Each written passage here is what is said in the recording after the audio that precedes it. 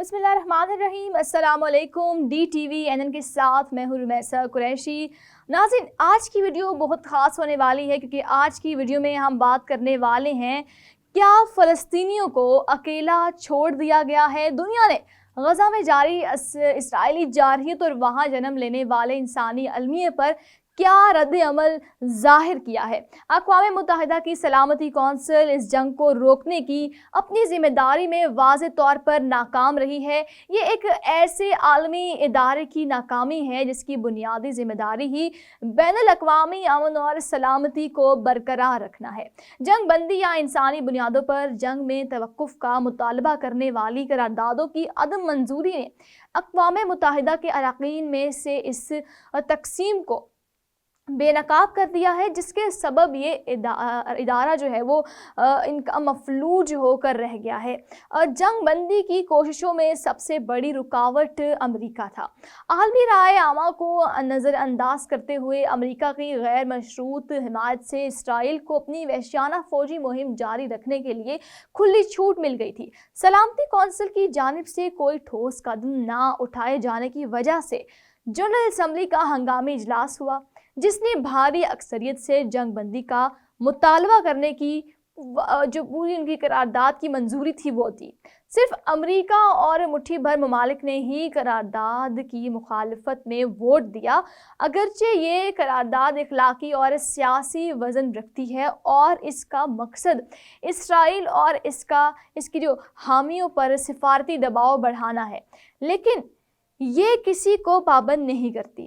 یہی وجہ ہے کہ یہ قرارداد غزہ پر اسرائیلی جارحیت کو روکنے کے لیے عملی طور پر کچھ نہیں کر سکی۔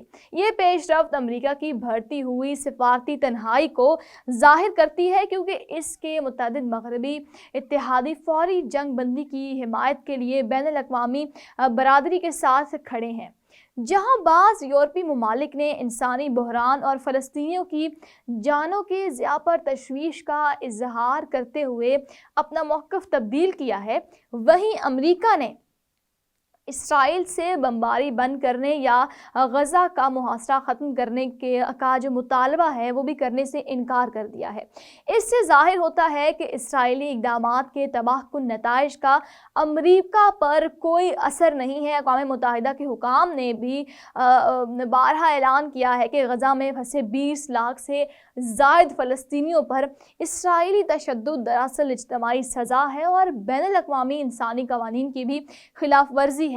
امریکہ اور اس کے مغربی شراکت داروں نے اسرائیل پر حملے کے لیے حماس کو ہی جو ہے وہ مورد الزام ٹھہرایا، یا لیکن ہم یہ بھی کہہ سکتے پوری آبادی پر اسرائیل کی کارپیٹ بمباری کو اسرائیل کے لیے اپنے دفاع کے حق کے طور پر تسلیم کیا گیا۔ انہوں نے ہزاروں فلسطینیوں کی اموات پر کسی ہمدردی کا مظاہرہ نہیں کیا۔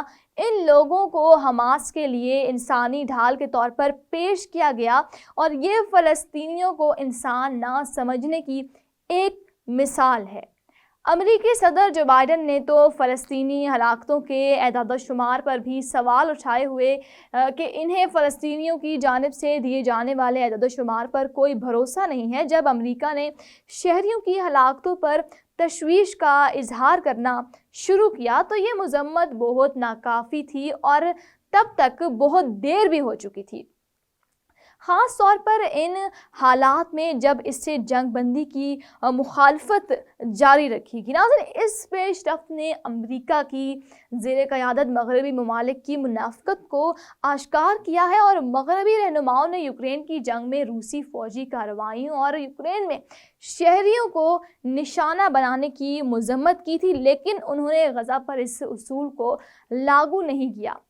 ناظرین، اگر بات کی جائے تو یورپی یونین کمیشن کی صدر ارسلا وان ڈر لائن نے ایک مرتبہ روس کی جانب سے شہری انفراسٹرکچر حملوں کو دہشت گردانہ کارروائی قرار دیا تھا، جس کا مقصد لوگوں کو پانی اور بجلی سے محروم کرنا تھا، لیکن نہ تو انہوں نے اور نہ ہی کسی اور مغربی رہنما نے جو ہے اسرائیل کی طرف سے غزہ کو بجلی، پانی، خوراک اور ایندھن کی سپلائی بند کرنے کو دہشت گردی قرار नहीं दिया।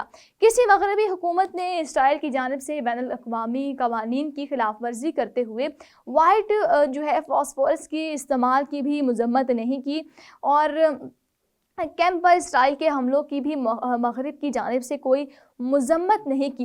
इस हमले में सैकड़ों लोग मारे गए और इसराइल ने शहरियों की हलाकतों को जंग का अलमिया जो है वो करार देते हुए इस हमले की ज़िम्मेदारी भी कबूल की। और मगरबी ममालिक जो है वो इंसानी हकूक़ के अलंबरदार होने का दावा करते हैं और इस पर दूसरे ममालिक को मुसलसल लेक्चर देते हैं, लेकिन उन्होंने इसराइल मुजालिम और नस्ल कशी के इक़दामात पर खामोशी इख्तियार कर रखी है। नाज़रीन, मग़रिब के दोहरे मयार का ये मुज़ाहिरा जो है कोई नई बात नहीं है। इंसानी हकूक़ के हवाले से मग़रबी फ़िक्र हमेशा से जानिबदाराना रही है और इसकी तनकीद जो है वो आम तौर पर अपने मुखालिफिन पर ही होती है, जबकि दोस्त ममालिक को तनकीद से बचाया जाता है। जर्मनी और फ्रांस ने फ़लस्तीनियों के लिए इजहार हमदर्दी को जुर्म करार देने की कोशिश करते हुए फ़लस्तीन की हिमायत में रैलियों पर पाबंदी आयद कर दी। इससे इनकी जमहूरी तर्ज़ अमल का मजाक बना और इजहार राय की आज़ादी के हवाले से इनकी संजीदगी की हकीकत भी सामने आ गई। अमेरिका में यूनिवर्सिटियों को जो है एहतियात देने वालों ने धमकी दी कि वो इन यूनिवर्सिटियों की फंडिंग बंद कर देंगे, जहां तलबा ने फ़लस्तीनियों से इजहार यकजहती के लिए रैलियां निकाली थी।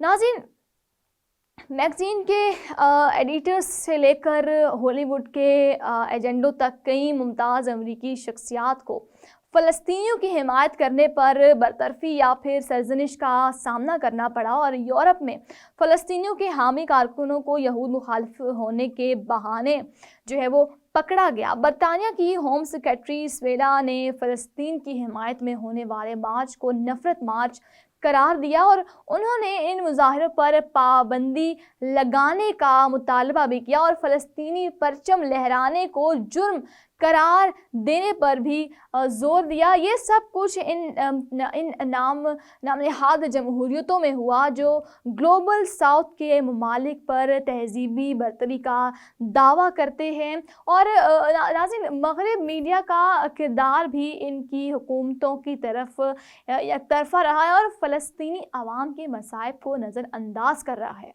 बड़े जो है वो मीडिया नेटवर्क्स ने इसराइली प्रोपेगेंडा को ही फ़रोग़ दिया और इस जंग को इसराइल के अपने दिफा के हक़ के तौर पर पेश किया।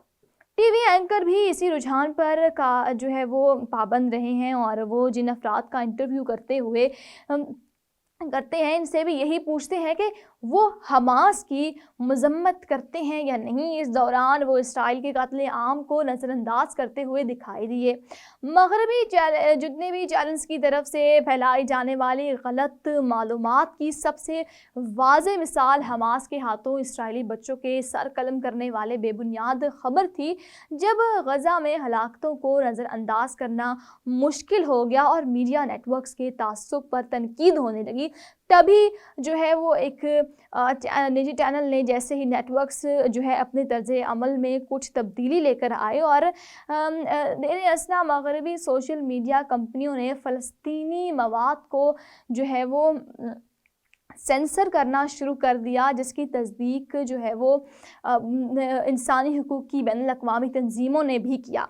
मुस्लिम ममालिक के रद्द-ए-अमल को देखा जाए तो ये ज़मीनी सूरत हाल के मुताबिक था और ना ही अपने लोगों की तवक्कुआत के मुताबिक। जनरल असम्बली की करारदाद के हवाले से अक़वाम मुत्तहिदा में सिफारती सरगर्मियों के अलावा ये ममालिक इसराइल मज़म्मत करने के आगे नहीं बढ़ सके और कई जनूबी अमरीकी ममालिक ने इसराइल के साथ ताल्लुकात जो है वो मुनक़ता किए, लेकिन इसराइल के साथ सिफारती ताल्लुकात रखने वाले अरब ममालिक में से सिर्फ़ जो है वो अर्दन और बहरीन ने ही ऐसा किया। और क्या इस सब का मतलब ये है कि फ़लस्तीनियों को अकेला छोड़ दिया गया है?